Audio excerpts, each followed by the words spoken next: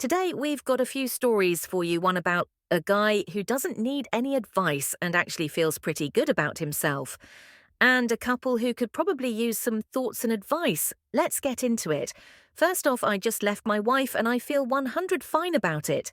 10 years ago, I thought I had the perfect life, up a six-figure job, beautiful wife, clean house, two new cars, and a child on the way.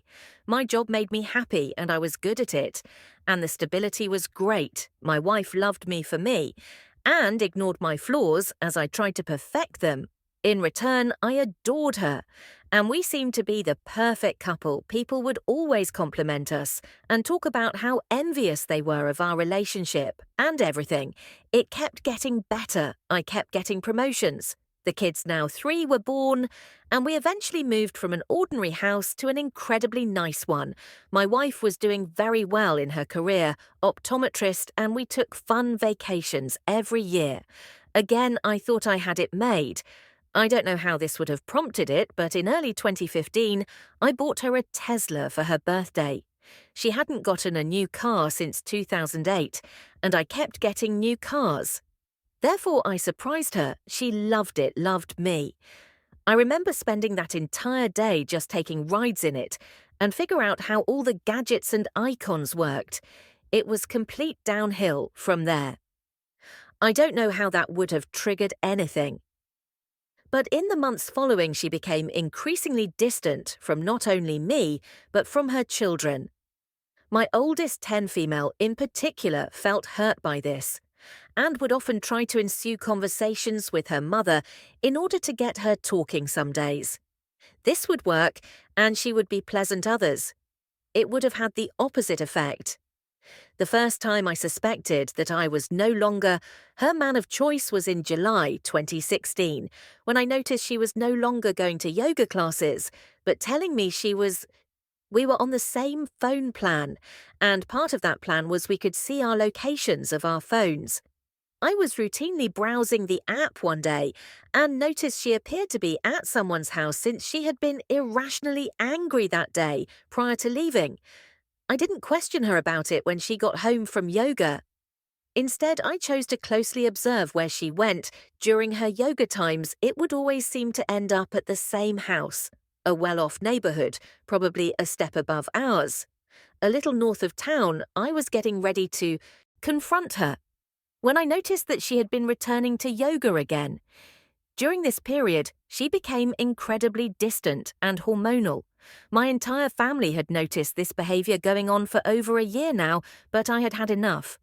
I sat her down and asked her what was going on. She gave me the cold shoulder, and when I questioned her about the yoga locations, she accused me of stalking, invading privacy, and being a grade A dick.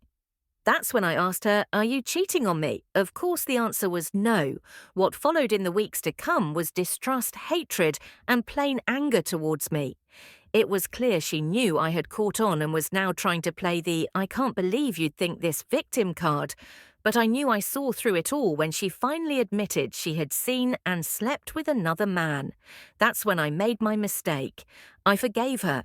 She told me she loved me, she loved our family, and in that moment I believed her. I thought she could change. I was wrong. We tried marriage therapy, we tried taking adult days. It seemed to work, we were happy, and she was genuinely having fun. And it seemed like I had the old her back. I was relieved. This allowed me to pour more time into my kids and my work, and have less stress overall. My business trip to San Diego, I live on the East Coast. USA was cut short, my colleague fell ill, and our clients insisted that we reschedule. It was a hassle, but we caught the next flight out and returned home. I'm not sure why I didn't tell her I was coming home, but I just didn't. Maybe I wanted it to be a surprise. The only surprise I received when I pulled into the driveway was seeing a forward SUV in my garage and finding not one but 2 men in my bed with my wife. This all happened yesterday. I'm finally putting it into words. My wife started babbling when it happened, desperately trying to explain. I heard none of it. I walked out of my room, went to the basement, and poured myself a drink. I could hear the men upstairs leaving, and when I returned upstairs, it was my wife sitting there, closed, with a sad smile on her face. She started talking. but I wouldn't have it. I told her to get out. I told her to get out of my house. I informed her that I'd get her stuff to her by the end of the week. She tried to pull the "what about the kids" bullcrap, but I was just done. I'm sad, but not for her. I'm sad for my kids, and I'm sad for whatever poor soul she meets next.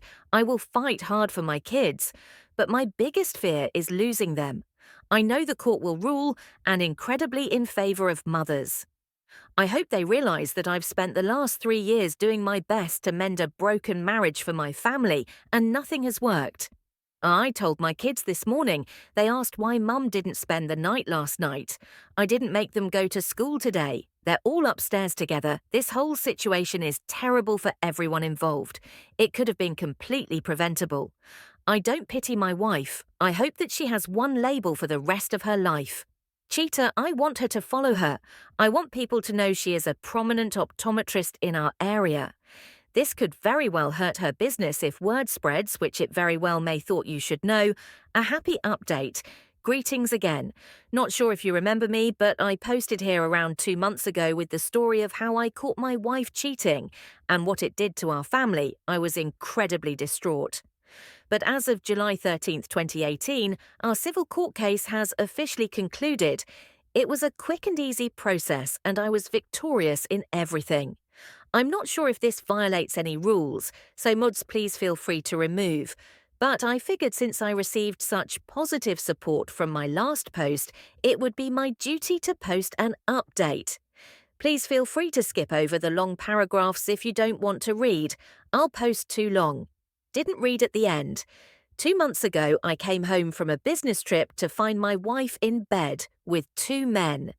This was after multiple years of her deliberately deceiving our family, and I was foolish enough to take her back after I already caught her cheating with someone much older and much richer than me. After telling her to get out, she became hostile and threatened to take my kids away from me. I was beyond concerned at this point. I've heard horror stories in the courtrooms about mothers getting their way, no matter what. So I had no idea what to expect. I had to take time off from work this summer because I was consistently feeling sick and couldn't deal with the thought of my ex-wife watching over our children. If they grow up anything to be like her, I'll consider myself a parental failure. I put in my plea for full custody and officially filed her divorce on May 21st, 2018. I hired a lawyer for my best friend at work who initially tried to do it all for free after he heard what happened, but I simply wouldn't feel right. And he hopped on the case together. We went through my phone records, her phone location, records, and gathered everything we possibly could to build our case.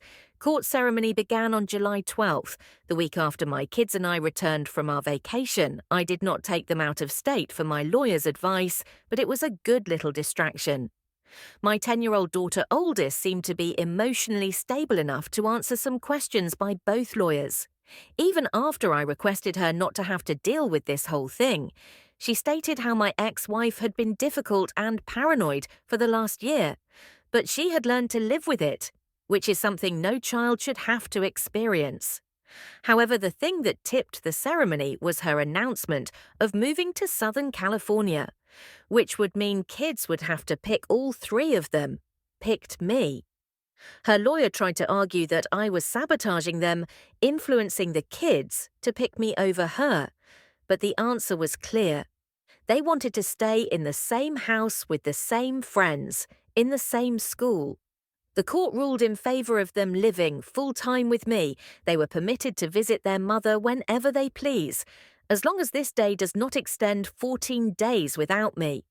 In addition, she is no longer allowed on my property, and that includes our South Carolina residence, my plot of land in Boulder, and any one of the office buildings that my company operates out of. My parents and immediate relatives have also put in requests so that she does not enter any of their homes. As well, ultimately, I'm completely relieved. It's the least stressed I've been in the past 3 years. It's a little sad knowing my marriage failed, but I realized I'm not responsible for that, and I'm going to take these next couple of years to myself and devote my time to my children. Wow, that was a sad story that ended up turning out for the best. Good job. Next up. My girlfriend led me to believe I got her pregnant, but I found out it wasn't mine after the birth and need support. I've been on Reddit a while and began lurking this sub when I first suspected my girlfriend was cheating. I'd hoped I wouldn't be here posting, but here we are. I, 28 male, have been with my girlfriend, 25 female, for just about 2 years. The relationship was good, and then she tells me she's pregnant for the most part. I'm careful, and she said she was on birth control. I was skeptical, but went to an appointment. I then figured it was just one of those things. I always wanted a family. So even though this was not how I wanted to begin, I was overjoyed. We're past the first trimester, and I have her move in at her insistence. Insert red flag. I missed "we're planning what we will do, work-wise, and how to set up the baby's room." She is pretty insistent she will go back to work, but be able to stay home. She swears she can make it work. I go to every appointment with her. Things are still good. We're in the third trimester, and I make my schedule work to still go to every appointment. Up until this point, I had been at each appointment in its entirety. This one appointment, she asks me to wait so she can talk to the doctor first. I'm super concerned that something is wrong with the baby, and she didn't want me to hear. I go in and the checkup is done. Everything looks good. My girlfriend brushes off my concern over why I couldn't be there for all of it. Another red flag. We're about a month and a half from the due date, and I noticed her being kind of secretive with phone calls and texts. She tells me it's work and it's confidential, etc. My antenna is now up. So I try to get looks at her phone. She's got Snapchat, and Kik, I find it strange, but don't confront her. The baby is born, and I'm overwhelmed with emotion. The child is perfect, and things went fine. Then comes the part where they want me to go on the birth certificate. My girlfriend becomes really insistent about it. She's constantly asking me to do it, and seems way more anxious than I've ever seen her. Here's the red flag I didn't miss. I don't do it. We have an argument, but she stops pushing. I think it's because she knows how suspect it looks already. We're home and she has to go tend to the baby after I woke up. I noticed she set her phone down to go to the baby. I couldn't help it and looked, it was still unlocked. I started looking for texts or calls. I then find a whole conversation on Kik with a guy, all the updates of her appointments, pictures of her and the baby. Then I see at the place she says she thinks it's his child. I confront her and she apologizes. She admits the baby could be mine or someone else, but she thinks it's mine. I demand a paternity test and leave. It's been about a week since the confrontation. The results came in yesterday, and the baby isn't mine. She's gone to live with her mother. Here's the best part. It took me a lot of digging, seeing as all I had were usernames. She talked to him too. The father is her boss. The secrecy was for him, the boss with a wife and 4 kids in middle and high school. I found the wife on Facebook and sent her all I had, including texts from my girlfriend saying, "It's his, I'm heartbroken in so many ways." I'm lucky in a lot of ways here, but I'm so hurt. This has completely changed my whole outlook. I'm bitter, angry, and untrusting. I have no idea how to recover from this next up. My entitled sister wants to steal our deceased grandma's apartment out from under me, so the guy she's cheating on her husband with can move in instead. And she can see him easier, just needed a place to complain, because I'm upset. So it's cool if nobody sees this, replies. Sorry if you do read this and things make no sense. No promises to be coherent. Anyways, hold on to your hats and get ready for a train wreck. Fellas, my sister, mid-30s, is probably the worst case of entitled I've ever seen. She's always the victim, can do no wrong, and the world owes her for her imaginary suffering. This time, however, she's reached a new freaking level. She's recently confessed to her mum and I that she started dating someone behind her husband's back. And to be honest, her husband is also a ginormous dirtbag. But just leave the guy. Okay, I don't think anyone deserves to be cheated on. And even though he totally freaking sucks, an affair doesn't constitute as some kind of just punishment. It's messy, gross, and not worth it. Save everyone the extra headache. Now our grandma passed away at the end of August. It hasn't even been a month since she passed. And since she was terminally ill, we did have time to discuss some things and make arrangements for others. She lived in an apartment that's attached to our mum's house, and we had talked about me moving into it after Grandma passed, and everyone thought it was a good idea, because my grandma had things like no-slip railings, kitchen tools, gadgets for arthritic hands, etc. And I'm also disabled and could benefit from the same equipment, come to find out my piece of crap. Sister thinks it'd be a cool idea to have her marital affair move into our mum's property, instead so she can use our mum as some kind of cover for her affair. And I am absolutely repulsed and livid. We were all just starting to let my sister come around again. Because after Grandma passed, she seemed like it had really affected her, and she was really turning over a new leaf. But it's all because she wants her boyfriend to move in. I don't think anyone is going to fly with the idea. I just can't believe that she even thought it would be a viable option, and something that she could even suggest to us. Why does she just assume that we'll help her cheat on her husband? I want no part of it. I will not be an accomplice. Also, her justification for suggesting he move in is because original poster doesn't seem to be in much of a rush to get up there. Like, yeah, I found our grandma deceased less than a month ago. Sorry, I haven't been in a hurry to erase grandma from her home. Sorry, I haven't been sorting through all of her belongings and getting them ready to be rehomed or donated. I wish I could keep every trace of her. And the fact that I have to get rid of anything at all hurts. And I'm sorry I haven't done it yet. But maybe try having a little freaking empathy. I've decided that I'm kicking my sister out of my life again. Each time I think she's capable of changing, she shows that she's still the same horrible, selfish person.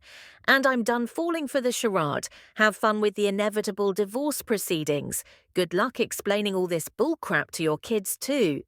Update, there were so many good points made in last thread that my mum and I hadn't really thought of, such as my sister potentially getting kicked out and needing somewhere to stay, waiting until after I've moved to tell her husband about the affair, ways to tell him, etc. And all these things have been taken into consideration moving forward. My family and I have begun going through Grandma's belongings, and it's definitely been bittersweet because it hurts to see her things go and her existence dissipate even more. But we've also found so many family photos and keepsakes and overall good memories. I even found a box that belonged to my great-grandpa, and it had his pocket watch in a locket with a photo of my great-grandma in it. My sister did manage to bully her way into the apartment for a few hours so she could pick out what keepsakes she wanted, but joke's on her, because I hit all the things Grandma wouldn't have wanted her to take. She walked away with not much more than a decorative bowl. She is starting to drop the narrative that her boyfriend can move into the apartment, now that she sees that we are serious about me being the new tenant, but she did make some little comments that let me know that it's not forgotten. She can plot all she wants, though, because we're installing a security system and changing locks. So if she thinks she can sneak in or try to get her hands on anything else, she is sadly mistaken. My mum and I have decided that after I'm all moved into the apartment, we're going to tell our husband the truth about the affair and offer our support to him and the kids and do whatever we can to help, whether it's emotional support, babysitting, whatever we can do to make things easier when my sister's infidelity is brought to light. My sister might hate us for it, but at the end of the day, she is the victim of her own actions, and I'm tired of sparing her feelings so she can continue to treat everyone around her like absolute trash. And my mum agrees that enough is enough, and if we never hold her accountable for what she does, she'll continue to push the limits of what she can get away with. Some people suggested going the anonymous route with tipping her husband off, and while I thought that might have been a possibility, ultimately I feel like that could cause some inner turmoil for him later. If he didn't know his wife was cheating, then who did? And just how many other people knew was it, something she kept out in the open when he wasn't around, and nobody respected him enough to tell him personally. I don't want him to end up potentially torturing himself through speculation. Anyways, I think that's all there is to tell you guys. For now, I just wanted to let you all know where some things have ended up and where they're headed, and thank you for the outpouring of support. It was much needed and very appreciated. I'm glad that I won't have to hold on to such a horrible, ugly secret for much longer, and her husband can know the truth, and we will do what we can to help with the healing process.